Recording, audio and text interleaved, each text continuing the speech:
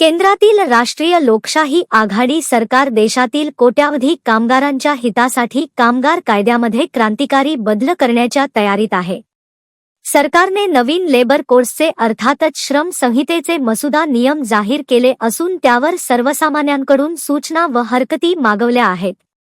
येत्या 1 एप्रिल 2026 पासून हे नवीन नियम देशभर एकाच वेळी लागू करण्याचे सरकारचे नियोजन आहे, परंतु ही बाब कामगार कष्टकरी कामगार यांच्यासाठी साधक नसून बाधक आहे, असा आरोप करीत कामगार विरोधी 4 श्रम संहिताच्या विरोधात कामगार संघटनाच्या संयुक्त कृती समितीच्या वतीने आपल्या एकजुटीचा परिचय देत गुरुवार दिनांक 12 फेब्रुवारी 2026 रोजी अमरावती जिल्हाधिकारी कार्यालय समीप देशव्यापी संपाची हाक देत यानिमित्त निदर्शने करण्यात आली. तत्पूर्वी इरविन चौक ते जिल्हाधिकारी कार्यालयापर्यंत भव्य मोर्चा काढण्यात आला. कामगार कष्टकरी बांधव भगिनींच्या एकूण 16 मागण्यांना घेऊन यावेळी प्रचंड नारेबाजी व घोषणाबाजी करीत आपल्या न्याय व हक्काच्या मागण्या पूर्ततेसाठी आंदोलकांनी आवाज बुलंद केल्याचे चित्र यावेळी दिसून आले.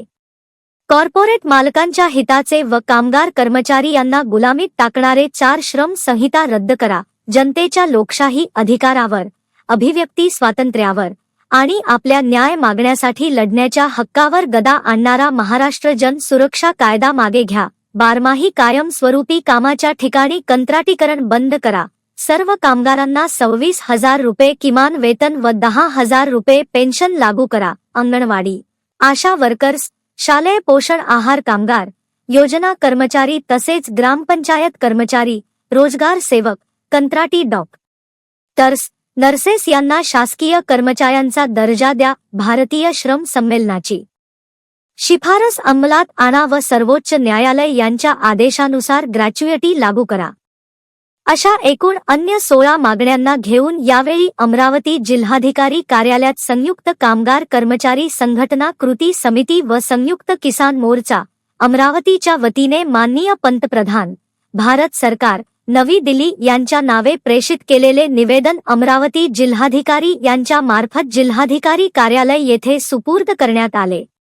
यावेळी आयटक, सिटू महाराष्ट्र राज्य सरकारी कर्मचारी मध्यवर्ती संघटना, all India bunk employees association, संयुक्त किसान मोर्चा, महाराष्ट्र राज्य किसान सभा, भारतीय खेतमजदूर युनियन, जिल्हा परिषद कर्मचारी महासंघ, Swabhimani Vidyut workers union, all India insurance employees association, Akhil Bharatiya Kisan सभा, महाराष्ट्र राज्य शेतमजूर युनियन लाल बावटा आदींचे निमंत्रक, पदाधिकारी, सदस्य प्रामुख्याने या 1 दिवसीय देशव्यापी संपात सहभागी झाले होते.